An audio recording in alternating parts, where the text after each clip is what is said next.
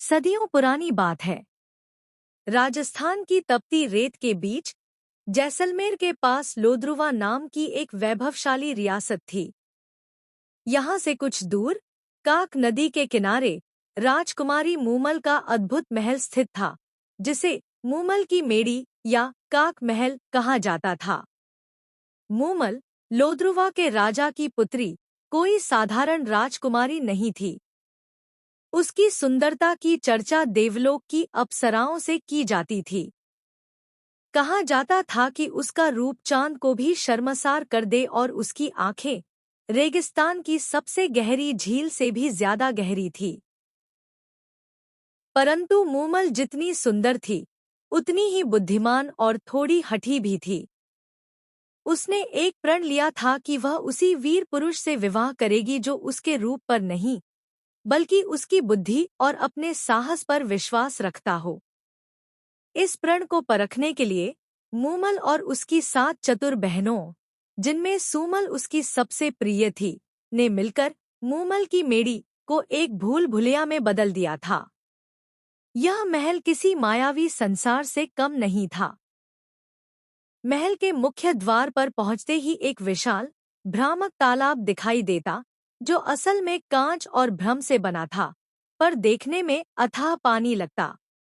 इसे पार करते ही एक संकरा रास्ता आता, जिसके दोनों ओर भयंकर शेरों की मूर्तियां इस तरह खड़ी थी कि वे अचानक ही गर्जना करती और ऐसा लगता मानो वे जीवित होकर हमला कर देंगी। आगे बढ़ने पर रास्ता जहरीले सांपों के चित्रों से भर जाता, जो इतने सजीव लगते कि पैर रखने की हिम्मत न होती। महल के अंदर अनगिनत आईने लगे थे जो इंसान को भ्रमित कर देते थे।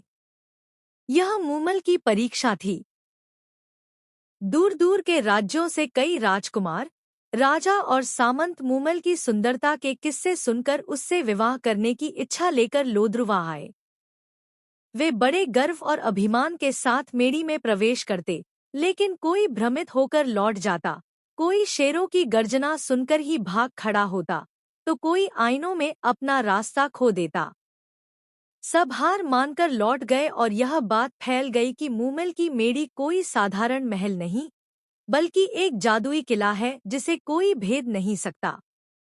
अमरकोट के महेंद्र का आगमन। उन्हीं दिनों रेगिस्तान के उस पार सोढ़ा राजपूतों की धरती अमरकोट, वर्तमान पाकिस्तान में राजकुमार महेंद्र, जिन्हें राणो महेंद्र सोढ़ा भी कहा जाता था, का राज था। महेंद्र एक वीर, साहसी और न्यायप्रिय शासक थे। वे पहले से ही विवाहित थे। उनकी कई रानियां थीं, लेकिन उनका मन हमेशा से कुछ साहसिक करने को आतुर रहता था। एक शाम जब महेंद्र अपने दरबारियों के साथ बैठे थे, तब कुछ व्यापारियों ने बातों बातों में लोद्रुवा की राजकुमारी मूमल की सुंदरता और उसकी जादुई मेड़ी का जिक्र किया। उन्होंने बताया कि कैसे बड़े बड़े शूरवीर उस मेड़ी को पार नहीं कर पाए। यह सुनकर महेंद्र के अंदर के योद्धा और प्रेमी दोनों जाग उठे। उन्होंने मूमल की सुंदरता की कल्पना की और उससे ज्यादा उन्हें उस मेड़ी की चुनौती ने आकर्षित किया। उन्होंने उसी क्षण ठान लिया कि वे लोद्रुवा जाएंगे और मूमल से मिलकर रहेंगे। महेंद्र का सबसे वफादार साथी था उनका ऊंट चील। यह कोई आम ऊंट नहीं था। कहा जाता था कि वह हवा से बातें करता था और एक ही रात में सैकड़ों कोस की दूरी तय कर सकता था। चील अपने मालिक के मन की बात समझता था। महेंद्र ने अपनी सबसे प्रिय पत्नी से बहाना बनाया और एक अंधेरी रात अपने वफादार चील पर सवार होकर अमरकोट से लोद्रुवा के लिए निकल पड़े। बिजली की गति से दौड़ता हुआ चील सुबह होने से पहले ही महेंद्र को काक नदी के किनारे ले आया। दूर से ही उन्हें मूमल की मेड़ी दिखाई दी। दो दिलों का मिलन। महेंद्र ने महल में प्रवेश किया। सामने भ्रामक तालाब देखकर वे एक पल को रुके, लेकिन उनकी तेज नजर ने भांप लिया कि यह पानी नहीं, बल्कि कांच का भ्रम है। उन्होंने बेधड़क अपना ऊंट उस पर दौड़ा दिया। कांच के टूटने की ध्वनि आई और वे पार हो गए। आगे बढ़े तो भयंकर शेरों ने गर्जना की। महेंद्र मुस्कुराए। उन्होंने अपनी तलवार निकाली और शेरों के सिरों पर दे मारी। जब पत्थर की मूर्तियों से आवाज आई तो वे समझ गए कि यह भी एक छलावा है। वे बेखौफ आगे बढ़ गए। सांपों के भ्रम को भी उन्होंने अपनी बुद्धि से लांघ लिया और अंततः सभी पहेलियों और भ्रमजाल को तोड़ते हुए वे सीधे मूमल के कक्ष के सामने जा पहुंचे। मूमल अपनी सखियों संग बैठी थी। उसने आज तक किसी को यहाँ तक पहुँचते नहीं देखा था। जब एक अजनबी, वीर और तेजस्वी पुरुष को अपने सामने खड़ा पाया तो वह देखती ही रह गई। उसकी आंखों में न डर था न भ्रम, बस एक आत्मविश्वास था। आप कौन हैं और यहाँ तक कैसे पहुँचे? मूमल ने हैरानी से पूछा। महेंद्र ने अपना परिचय दिया। मैं अमरकोट का राणो महेंद्र हूँ। तुम्हारी सुंदरता की नहीं, तुम्हारी मेडी की पहेलियों की ख्याति सुनकर आया हूँ। मूमल महेंद्र के साहस और उनकी हाजिर जवाबी पर मोहित हो गई। और महेंद्र मूमल को उस पहले पल में ही अपना दिल दे बैठे। वह मूमल की कल्पना से भी अधिक सुंदर और बुद्धिमान थी। उस रात काक नदी के किनारे उन दोनों ने एक दूसरे को पति पत्नी के रूप में स्वीकार कर लिया। प्रेम, षड्यंत्र और विरह, वह मिलन एक लंबे सिलसिले की शुरुआत थी। महेंद्र हर रात अपने ऊंट चील पर सवार होकर अमरकोट से लोद्रुवा आते, मूमल के साथ समय बिताते और भोर की पहली किरण से पहले वापस अमरकोट अपने महल पहुंच जाते। चील की गति इतनी तेज थी कि किसी को कानों कान खबर न होती। उनका प्रेम परवान चढ़ता गया, लेकिन सच ज्यादा दिन छुप नहीं सकता। अमरकोट में महेंद्र की रानियों को उन पर शक होने लगा। उन्होंने देखा कि महेंद्र रोज सुबह थके हुए लगते हैं, जैसे रात भर सफर किया हो। उनका ध्यान राजकाज या अपनी रानियों में नहीं लगता था।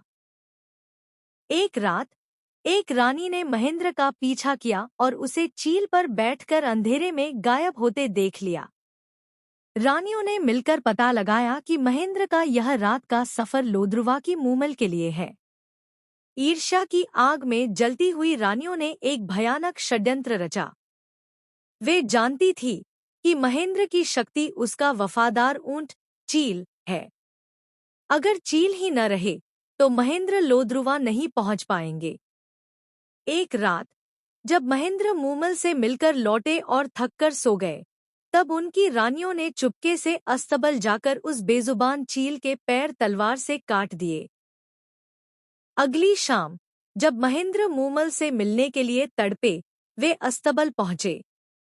वहां अपने वफादार साथी को खून से लथपथ अपाहिज पड़ा देखकर उनका दिल दहल गया। वे रानियों का षड्यंत्र समझ गए, लेकिन मूमल से मिलने की तड़प इतनी ज्यादा थी कि उन्होंने एक साधारण ऊंट लिया और लोद्रुवा के लिए निकल पड़े। यह ऊंट धीमा था और उसे रास्ता भी नहीं पता था। जो सफर कुछ घंटों का था, वह पूरी रात में भी पूरा नहीं हुआ। ऊंट रास्ता भटक गया और महेंद्र को लोद्रुवा पहुंचते पहुंचते सुबह हो गई। एक घातक गलतफहमी। इधर लोद्रुवा में मूमल अपने महल की छत पर खड़ी रात भर महेंद्र की राह तकती रही। हर आहट पर उसे लगता कि महेंद्र आए, लेकिन वह रात नहीं आए। उसका दिल घबरा रहा था। तरह तरह के बुरे ख्याल उसके मन में आ रहे थे।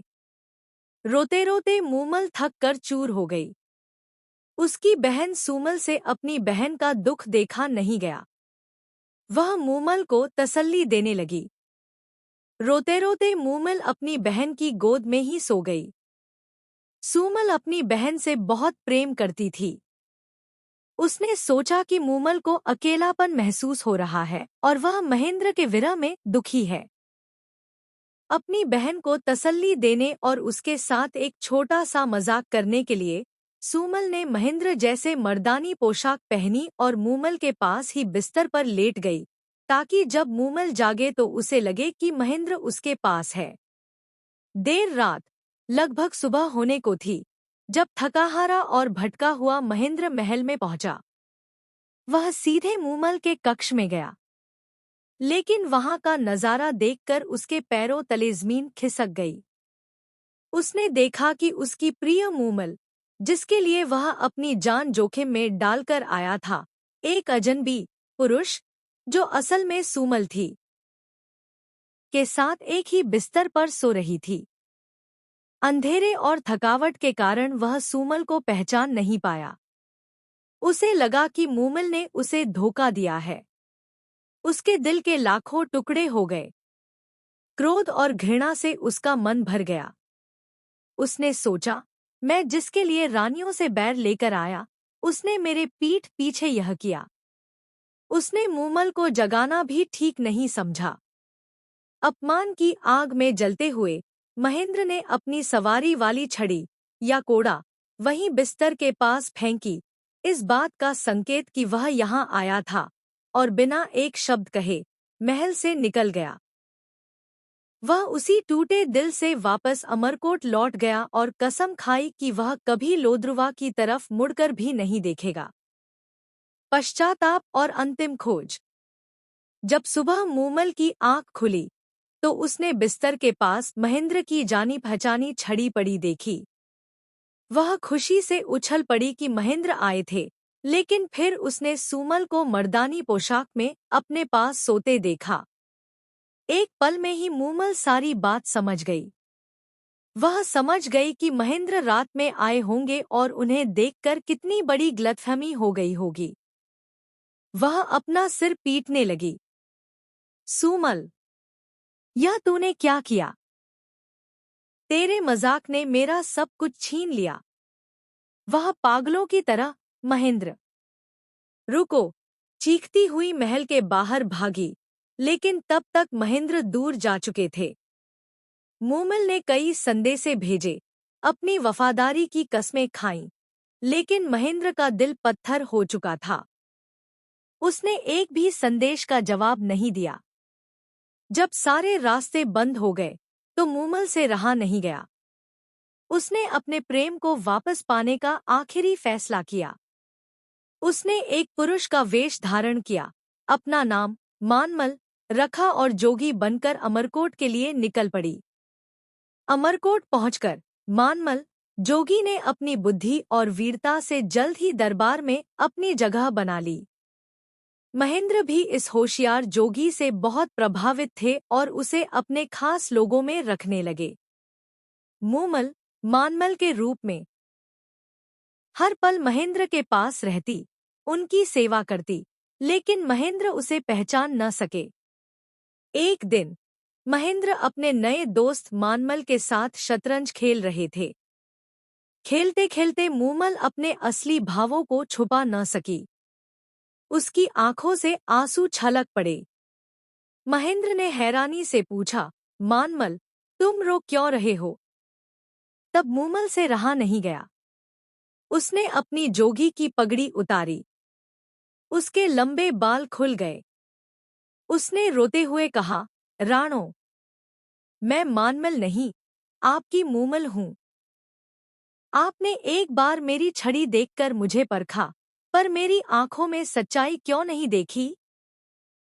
मैं ही वो अभागी हूँ जो आपकी गलतफहमी की शिकार हुई। महेंद्र अपने सबसे करीबी दोस्त को मूमल के रूप में देखकर सन्न रह गया। उसे अपनी भूल का एहसास हुआ।